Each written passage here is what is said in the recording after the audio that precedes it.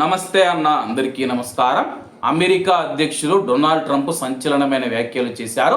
ఆయన వ్యాఖ్యలు చేయడంతో మళ్ళీ ఈ యొక్క యుద్ధం తిరిగి ప్రారంభమైందా అన్న అనుమానం అయితే వస్తుంది.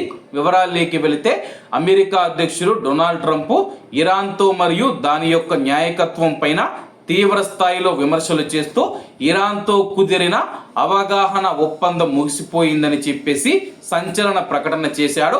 ఇరాన్తో మేము ఇంకా వ్యవహరించమని చెప్పేసి అణ్వాయుధాలు ప్రయోగించబడతాయని చెప్పేసి ఆయన హెచ్చరించారనమాట.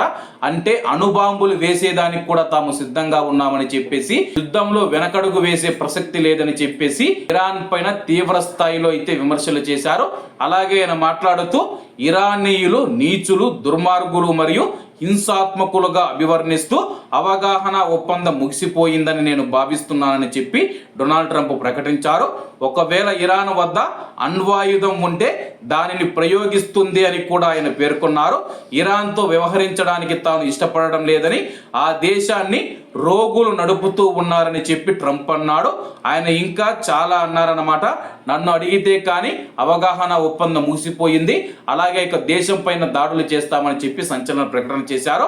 టర్కీలో జరిగిన నాటో శిఖరాగ్ర సమావేశం సందర్భంగా ఇరాన్ పైన ప్రతీకార దాడులకు అధ్యక్షుడు డొనాల్డ్ ట్రంప్ అయితే ఆదేశాలు జారీ చేయడం జరిగింది. మరి ఈ రోజు రాత్రి ఎటువంటి దాడులు చేస్తారో వేచి ఉండాల్సి ఉందన్నమాట.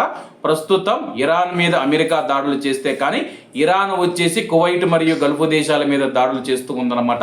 ఈ యుద్ధానికి ముగింపు అనేదే లేకుండా ఒకరిపైన ఒకరు పదే పదే విమర్శలు చేసుకుంటూ దాడులు చేసుకుంటూ ప్రస్తుతం చాలా ప్రశాంతంగా ఉన్న వాతావరణాన్ని మళ్ళా వేడెక్కించి యుద్ధం వైపు అయితే ఇరు దేశాలు అడుగులు వేస్తూ ఉన్నాయి. మరి దీనిపైన ఇజ్రాయెల్ నుంచి ఇంకా ఎటువంటి ప్రకటన రాలేదన్నమాట. ఇరాన్తో అవగాహన ఒప్పందం చేసుకునేటప్పుడే ఇజ్రాయెల్ వ్యతిరేకించింది. ఆ ఒప్పందానికి మాకు ఏమీ సంబంధం లేదని ప్రకటించిందనమాట.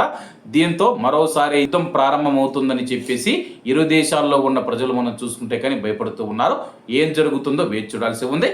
కాబట్టి అందరూ బాగుండాలి, అందులో మనం ఉండాలి. అందరికీ నమస్తే అన్న, జై హింద్.